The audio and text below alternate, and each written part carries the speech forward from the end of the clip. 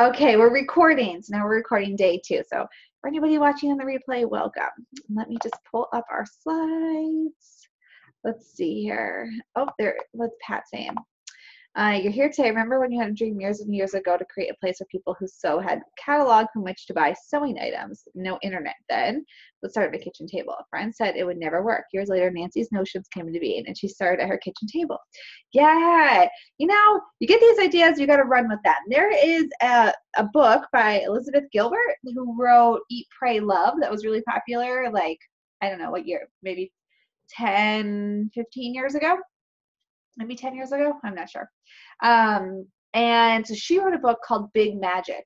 And the idea or the premise kind of that book, her newest book, is that we get ideas. And if we don't act on them, then those ideas will flit away to somebody else who will. And so she gives lots of examples of people who had an idea, never did it, and then they see other people who did it. And examples in her own life where she had an idea for a book or something and didn't follow through with it, didn't use the idea or kind of shelved it. And then somebody else she came across pretty much wrote the exact same book that her idea was. And again, so her idea is that, or her premise of the book is that we receive ideas, and when we don't act on them, those ideas will go find someplace else to live where people do act on them. So yeah, never be afraid to get started. Okay. So let me go ahead now and get the slides up. I always have a million tabs open. And I want to get my chat box up also. There we go. Okay. So day 2. So today we are going to talk about a bunch of different things. Today's agenda, we're going to talk about setting priorities when you're starting a business, or if you have one that's not making a lot of money for you. If you're watching this and you have a business that's already, doing really, really well, but you're looking to take your business either offline or online or switch that up, then this could be useful for you too.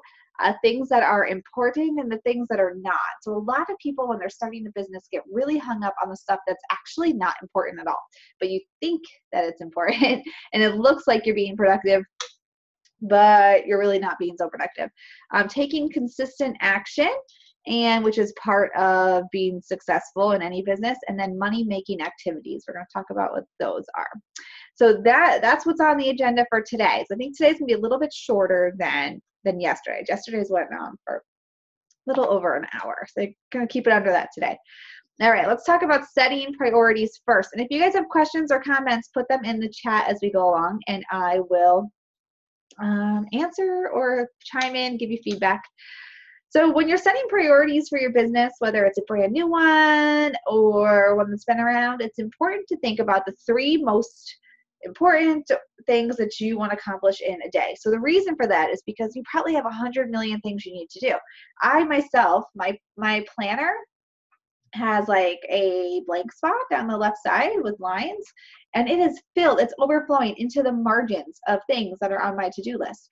If I just sat down every day and looked at that, it would be so totally overwhelming, and I probably wouldn't do anything. So I choose every day 3 things that I hope to accomplish, and I'm really specific about it. So if on the list, one of the things on my list is working on a book that I'm working on, but if I just sat down and said, okay, I'm going to work on my book, that could be like a rabbit hole, because, what am I actually going to do? So I write down write 1,000 words, or work on editing 1,000 words or something. So really specific things, and choose 3. So as a new business owner or a person who's trying to make more money in a business or change up your business, there's going to be so many things that you have to do, between finding people and working on a website and working on whatever it is that you're selling, whether it's a physical product or it's a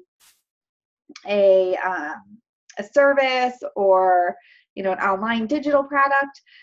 There's so many things you have to do, and it's really important to just choose 3 of them and then be really specific. If it's working on an online course, maybe you just work on the first week of that course or the first lesson of that course. Choose one thing. Turn off distractions and stay the course.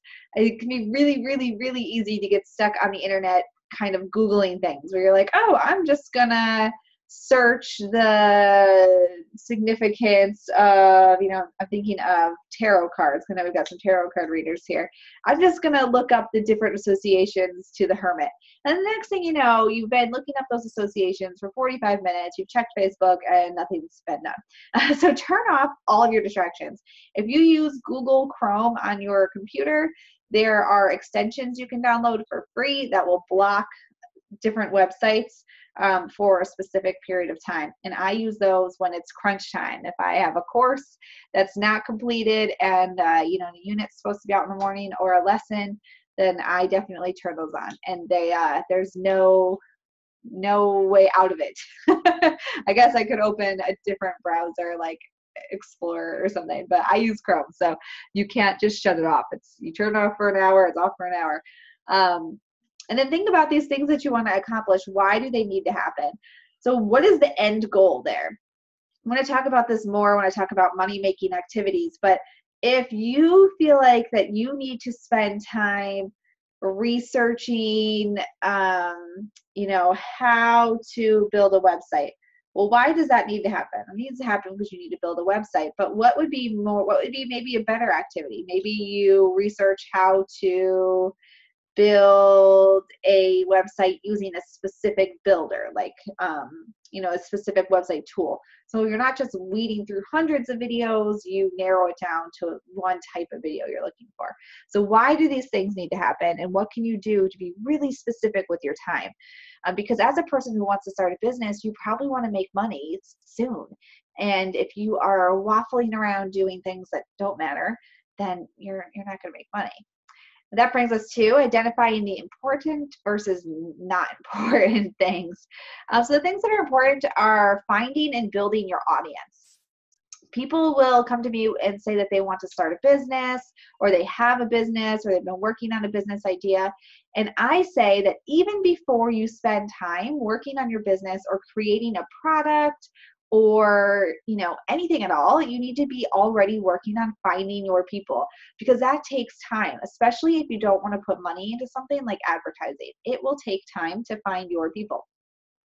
So start building your audience right away. If you are a brand spanking new business, I threw my glasses. That should be the number one thing on your list to do every day is finding people, building your audience, finding people who like you, who trust you, who follow you, who want to learn what you've got to teach about, who want your service, who are interested in your service. Every single day, find people. That's like the most important thing. So if you don't have people, no one's going to buy from you. Figuring out what people want from you. So you might have the idea to sell a class on, I know a woman who sells a class on building an eyelash extension business. It's very specific. That's her class. How to build a business around eyelash extensions. That's her class. So she figured that out because she saw that people could do eyelash extensions. People could figure out how to apply them. There was lots around that. But people had the skill and didn't know how to find clients. And she had built herself a very lucrative eyelash extension building or applying business, I guess. So she decided she was going to teach a class on how to build a business around eyelash extensions. So figure out, what do people want from you? What do they need to know? What are they missing out on? And build that thing. If it's a product, if people, I know Pat does sewing and works with miniatures. So what would somebody need around sewing? Is it a person who has a sewing machine and, hi Sue, is it a person who has a sewing machine and just knows the basics? Like, I can make a pillow, I can make a blanket, a pretty novice one, but I can't make a dress. So is it a person that can use a sewing machine but needs more skills? Or are you who is your person and what do they want from you?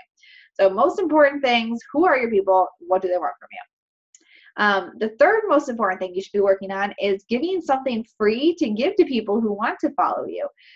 Before you even think about a paid class, people come up with their paid offering all the time, and or their product or what they want to sell.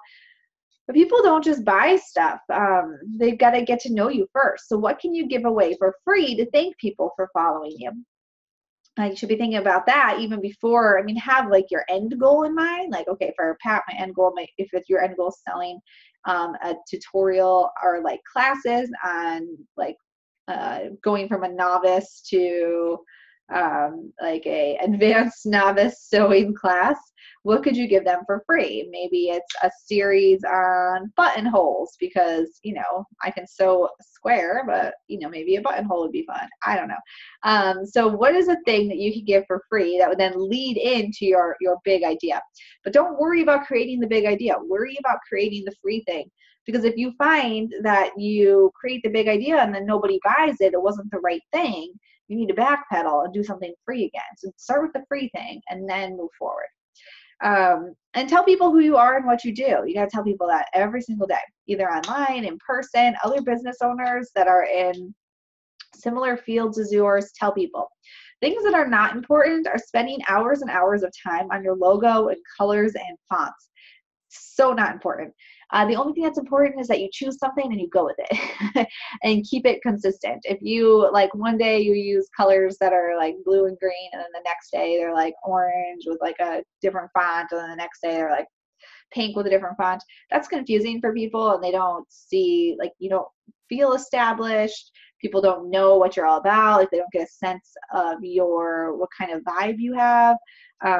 So I would just choose and go with it. You can always change it later. But in the beginning, people will spend so much time like, trying to draft a logo or looking at images of logos, and it's so not important.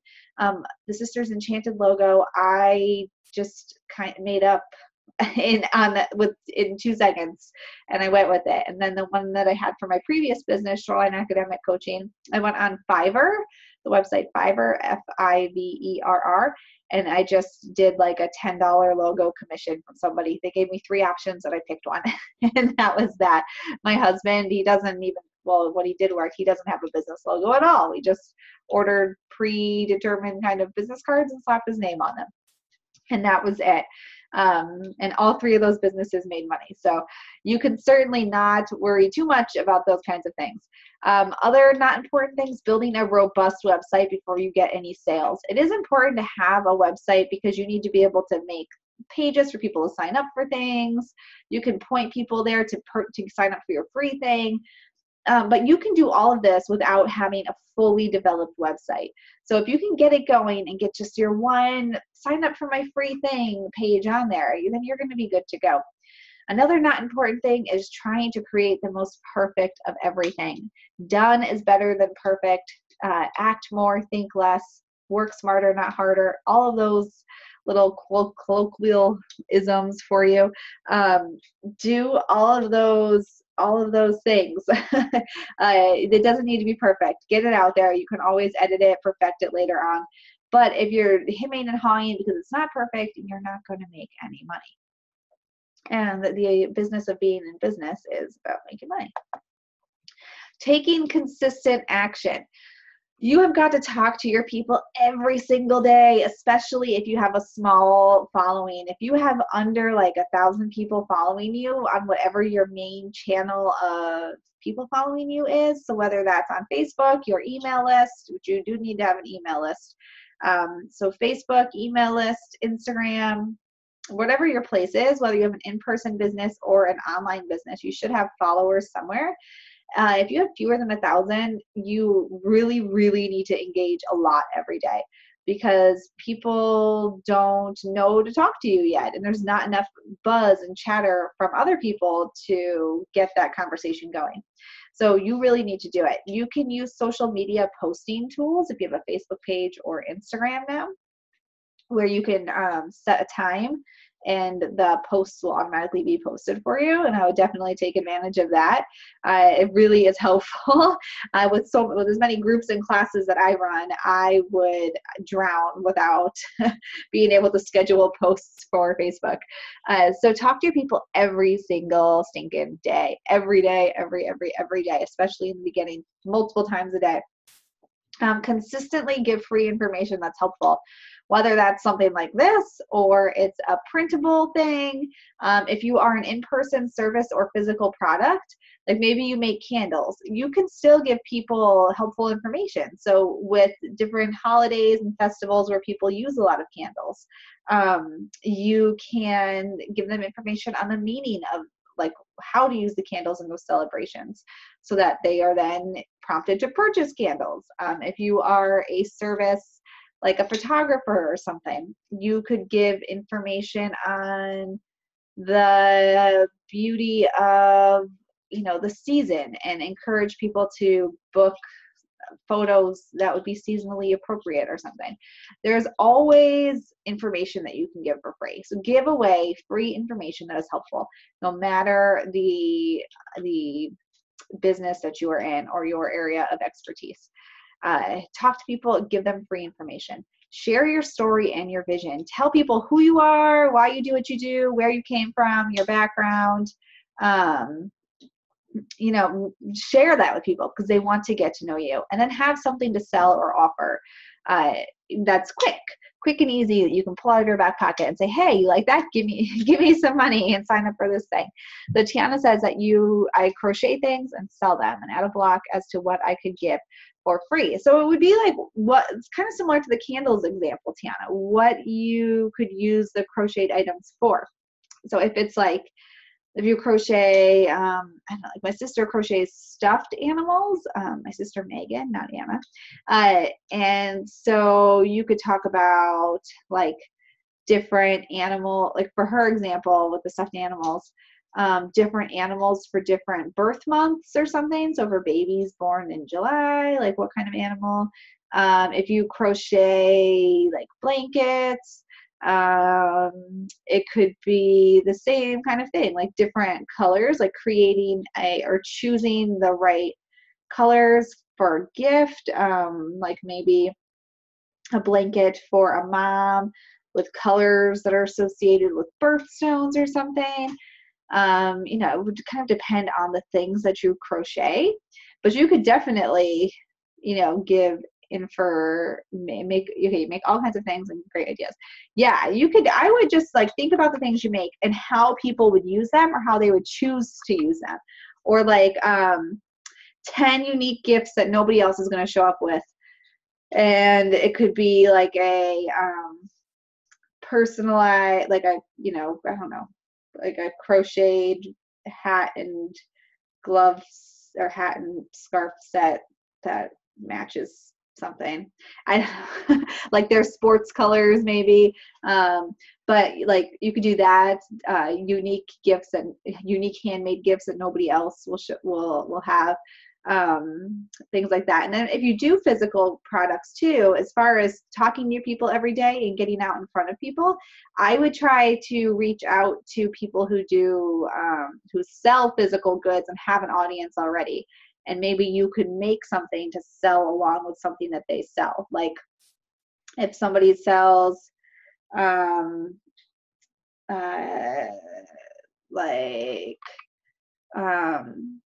if somebody sells like cute things that say like don't talk to me before my coffee or something like that, like crocheted coffee koozies or something, like for the to-go cups. I don't know, that might be a bad idea, but reach out to people that sell other things that you could sell something that makes sense with it, because you could maybe do wholesale orders that way too, or subscription boxes or something. So if you are a physical product, then I would look at other physical product businesses also, put those on the top of your list to reach out to and get in front of. Did make baby things. Okay, awesome. Yeah, and yeah, so there you go. Got a lot of ideas. I am an ideas machine. It's one of my many skills here. Okay, money-making activities. So when you're asking yourself what you should do for the day, what you should do that day, or when you sit down to work on your business, ask yourself, what is going to make me money? So is choosing your logo going to make you money? I mean, it might impact somebody's decision whether or not they follow you, but ultimately they are going to buy from you. So probably not. Spending a ton of time on your logo is probably not going to make you money. What AC says, crochet a small flower to put on a magnet and attach to your business card. Oh, that's cute. I like that idea. So yeah, so think about what you're about to sit down and do. Does it make you money? So does just like surfing Facebook aimlessly make you money? Probably not. Sit down and do something that's going to make you money or that will lead to making you money in the near future. Think about what can you do to make money as soon as possible. So if your idea is to sell a product or to sell a service, if you're an in-person service provider and you want to do, like, if you're a masseuse and you're doing massage therapy in person, and you don't have any clients yet, what can you do to make money like right away?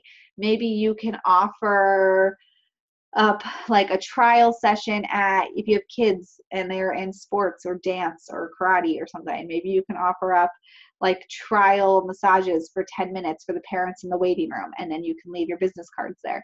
Maybe if you're an online business and you want to make money right away and you are a health coach, maybe what you can do is offer to maybe try to collaborate or do like a free class in somebody else's class with somebody who's not a health coach, maybe somebody who is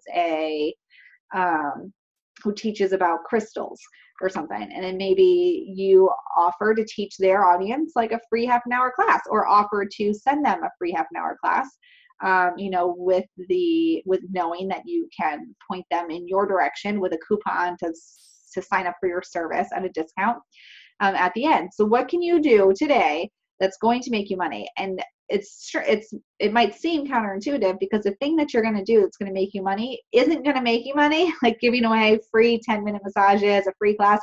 That's, you're not going to walk away with cash in hand, but you're going to walk away with leads and people who know you and people who want more of your service. A really good example of this is Rochelle Ross, who did the free, she did a chat in my group yesterday about Akashic Records readings. And on her Facebook page on Mondays, she does mini peekaboo or sneak peek readings. And from those, people see it and get really interested, and they book up a full reading, or people who watch it decide, oh, I love that, I want a full reading, and then they book them up. So yeah, she spends an hour and a half of her time doing things for free, but then people book on. So and the same if you are a physical product, you can have free samples. You can, like I said, align yourself with somebody who sends things out, sends physical products to people, and maybe yours is similar but not the same as theirs, or it's like a similar audience, and you can give them something for free that they can stick in the box. You'll see this a lot with big companies. Like I'm thinking of like Johnson & Johnson with baby products. So as a mom of young kids, if I ordered like something from Carter's for clothes here in the US, sometimes you'll get like a shampoo sample, like that little packet of shampoo or something in the mail with it. And it's because they're like, oh, so they don't sell shampoo. We sell baby shampoo. They sell baby clothes. We're going to give them free shampoo to send to their people. And then, the idea is somebody's going to buy that. So if you have physical products, that's a way. So Brittany said, I just thinking I had a short free reading and now I want a full one. Yeah, do it. That's what got me. And then Anna saw my free reading and booked over with Rochelle also. Get in on that. She's awesome. She did post on the Monday on her comments a coupon code, Brittany, too. So if you look at the live stream she did on her page last night, there's a coupon there. Oh, you yeah, it's really fun. It's fun to watch her do it, for sure. But Ashley need to go to this page. Yeah, it's R3, the letter R3, the number 3, R number 3, Magical Essence is her page. She's really cool. Yeah, she did a full Akashic Records reading for me, and my guides were completely uncooperative, and she was a dream about it. Just kept pressing on. So anyway, yeah, definitely do it. Take advantage if she has the coupon code for sure. So yeah, okay, money-making activities. Ask yourself if what you're doing is just wasting time by looking productive, but not really being productive. So an example of that is, like I said before, searching the internet for information about the hermit. If you're teaching a tarot class or you're making a guide about tarot cards or something, and you just spend like an hour searching information about the hermit, that's not a good use of your time at all. You look productive, but you're not actually productive. Searching around for different fonts for 2 hours, not productive. Searching for the exact right stock photo to use on something, not productive. It looks productive, but it's not. There will be a time once you make money that you can go back and fix all this stuff up and find the perfect image. In the beginning is not the time. All right, so today's worksheet that was in your email, I asked you to look at expectations about business. So what were your expectations? And then so far, after yesterday and today, how have those expectations changed? The idea here is to help you set yourself up for success. So you know now, like, okay, I thought I needed to do this, but I really need to do this. And the idea is to see that and then go do this stuff that's on your new expectations, like what it should look like. Go do that thing. And then figure out how your business, what your business idea is, figure out how that's going to change the world. So what you're doing might not, cure cancer or solve world hunger or anything like that, but you are going to change the world in some way. Even if you change just one person, that person's going to go out there with a different outlook on life, and they're going to change their world.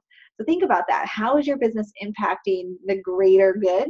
And work from that place when you are working. And it's a really good feeling to lean back on when things are not going well for you too, for sure. So does anybody have any questions about today, or business questions, or want to bounce ideas off me or anything at all? So tomorrow we have another live chat at 1 o'clock, and I will give you some more information. Obviously, tomorrow we're going to talk about kind of mapping out your business a little bit. And I will be here to answer more questions for you. So let's see here, Tiana, how'd you become comfortable in front of the camera? I just did it. I don't remember even, I think my first live stream, I don't know. I just did it. I got an idea so this was with my education business, and I got an idea to talk about, or I had worked with a student that day who had auditory processing disorder, and was writing an email to their teacher about different things that they should be doing in the classroom that they weren't doing. And I was like, most teachers don't know this stuff. I'm going to do a live stream about 3 things that you can do in the classroom to support a kid with auditory processing disorder. And I just hit the button and did it.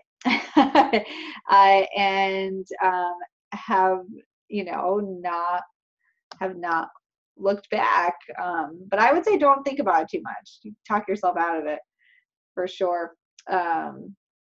So hi, Lydia. Tiana needs to practice with FaceTime and friends. Yeah, I would just do it. I know that, for example, Rachel, I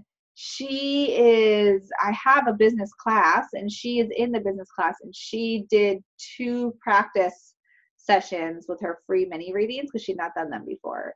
So she practiced with people to give her feedback about them. And I know that some people will join interest groups. So like you like crocheting, maybe you could find a crocheting Facebook group on Facebook, and where they, like, maybe one of the group leaders would allow you to practice just like showing a crocheting skill or something.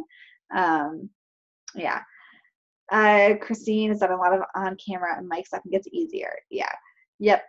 Skyping, get used to seeing it and hearing yourself. Yeah. Just practice. Just practice for sure.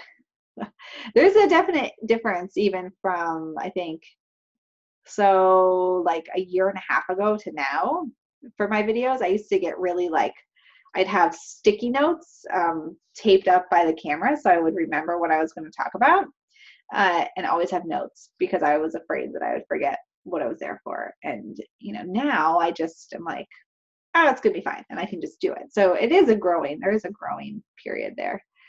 So Lydia, the camera turns on, go down 0.0002 seconds.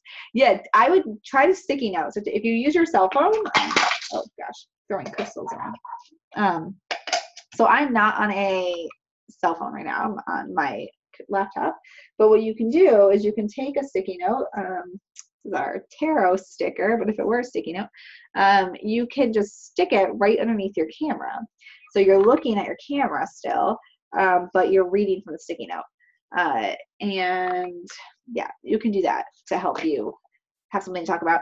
The other thing is when you have a small audience and you're just starting out and nobody's watching you, that can be really weird. That happened to me a lot in the beginning, where you show up to talk and there's nobody there.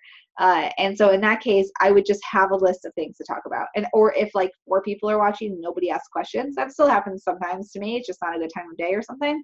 And have something prepared to discuss so that that doesn't happen. And when you're doing live streams, especially, it takes time for people to find them, for it to show up in people's feeds. So you want something to talk about, because if you give up after the first 4 minutes, maybe somebody would have caught you live, but you gave up too soon. So Heather has tried live rounds, very awkward. And it's still strange, she says. Very awkward. Try doing it where there was no one. Doing it though where it is I don't know, try doing it. I think that's I'm not understanding that it's typo or something, but it's still strange. You just gotta practice. Just practice. Yes, Tiana, I am full of ideas. So Brittany is totally fine in front of groups, not like seeing yourself. I don't like talking in front of live groups of people. It makes me very nervous. But I haven't done it in a while. So maybe it would be different now that I do this so often. But the last like big live group thing I did was probably like my last big with like 20 or more people was when I was pregnant with my daughter. And I was just like sweating like crazy. I was so nervous.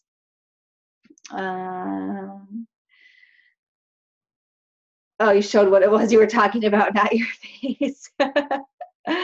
Yeah, just keep on practicing. Just keep practicing. It gets better. But definitely have things to talk about and use the sticky notes so you don't forget, what you're there to talk about, because that can be really easy. And try to find groups where maybe like people will let you practice also. That can be helpful. So Christine, really helps know what you're talking about. Yes. You said have to interview rock stars in podcasts. That's super cool. To get strong about that quickly. A lot simpler when I knew about the subject. Yeah, it is helpful for sure. Even people that are new, like when I do in our membership program, and then like even in the free group yesterday, when I interview people, sometimes people that aren't used to being live as often, they maybe do pre-recorded classes or one-on-one services, and they don't do live chats. They always ask me a bunch of questions like, how do I do this? What does it look like? And so there is a learning curve. So you can tell people that have been doing it for a long time. But like Christine said, you just got to do it. Just practice and know what you're going to talk about, because that's really helpful. And Brittany feels very unproductive after this chat. Yeah, don't spend time on things. You need to get in front of people, figure out what you can give them for free so that they like you and know you and trust you, and you could show that you are knowledgeable, and then find people to give it to. That's basically what you need to do, no matter what your business is.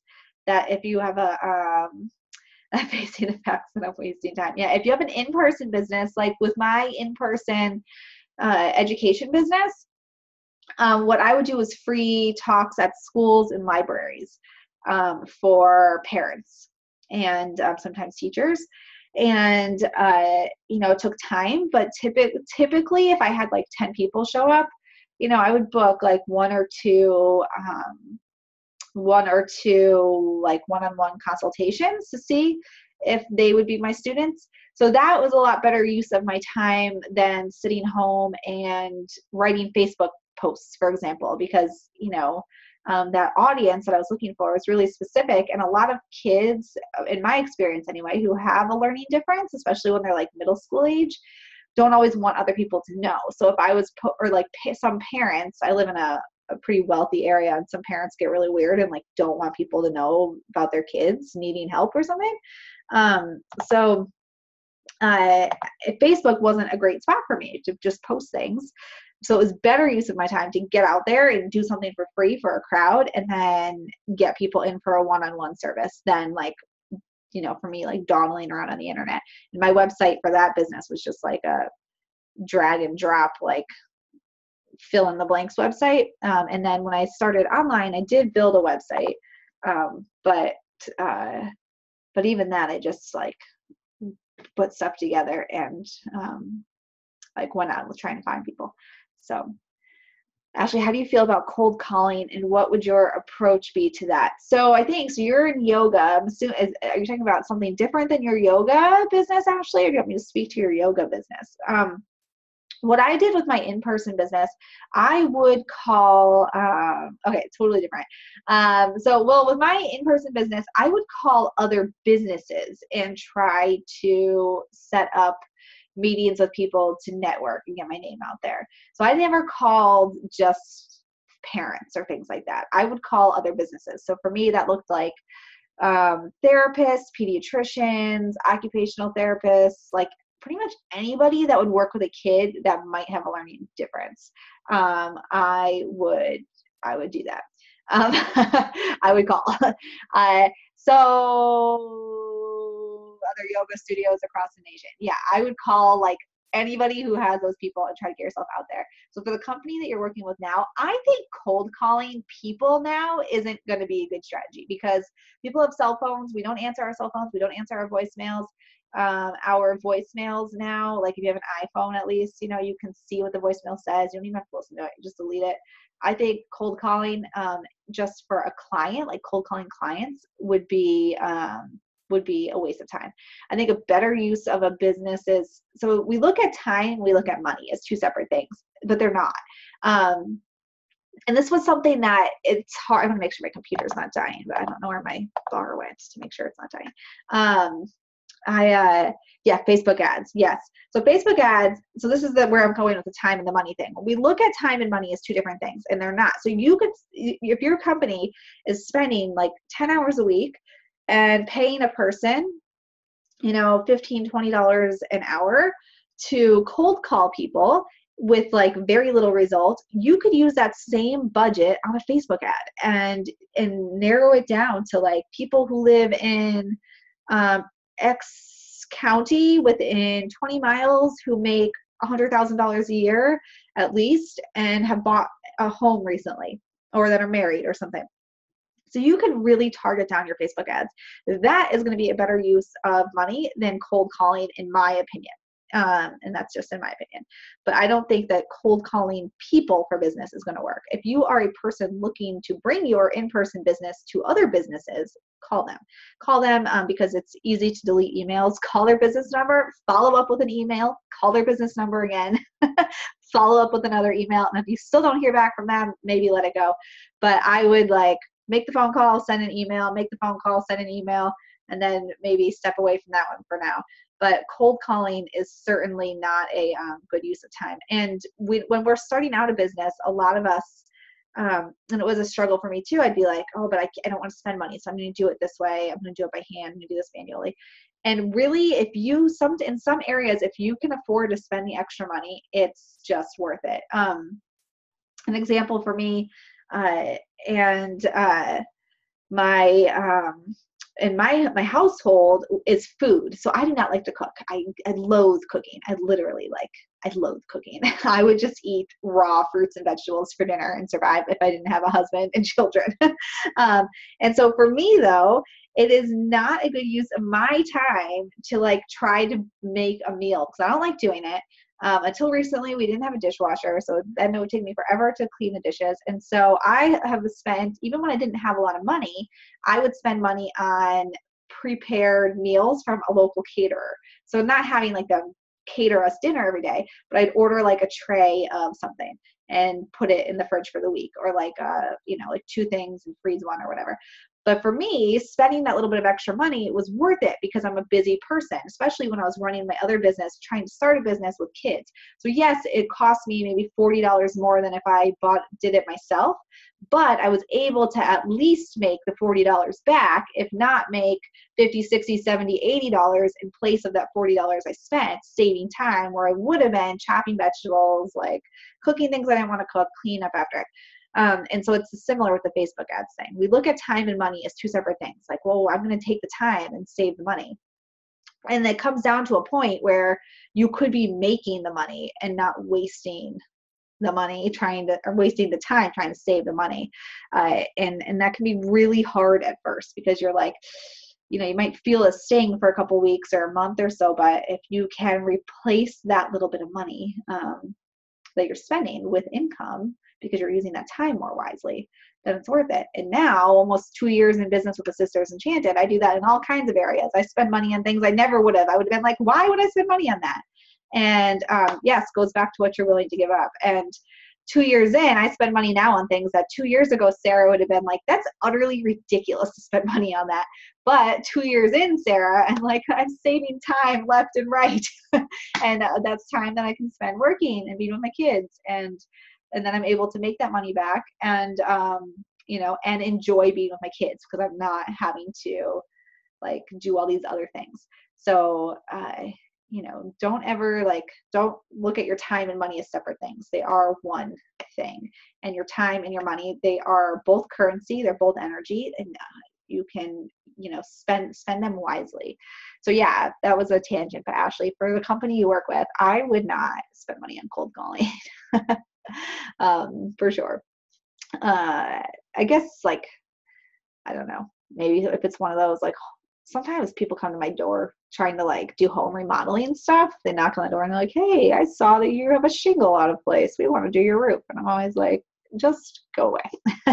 So I don't think that that's a great strategy in this day and age at all. So are there any other last minute questions for me before I jump off? And I think I'm going to stop the share on the video here. I think, oh, there I am, big screen. I think my computer's going to die again. I got to plug it in before I jump on here. I'll just wait 1 second, see if there's any other questions for me. And if not, I'll see you guys tomorrow at the same time at 1 o'clock. And we'll work on mapping out some ideas too. So thanks, guys. So tomorrow, what I might do, just as a heads up, I might set this up differently. So that you can actually talk if you want to and ask questions in person. So just be aware of that. So for the link tomorrow, you might want to, feel free to join, and I'll set it up so you can still type in the comments, but rather than teaching a whole lesson, maybe make it more interactive where I can really help you. And so just be aware of that you might be given the option to show your face tomorrow. And you can shut that off so you don't have to. You can still talk and not show your face, or you can show your face and talk, or you could do neither and type. So just so you know, it might be different tomorrow for you. Thank you guys for joining, and put those headphones in tomorrow, those earbuds, no pressure. Yeah, it's a good way to practice being on camera. All right. Well, thank you guys for being here, and I will see you guys tomorrow at 1 o'clock, same time.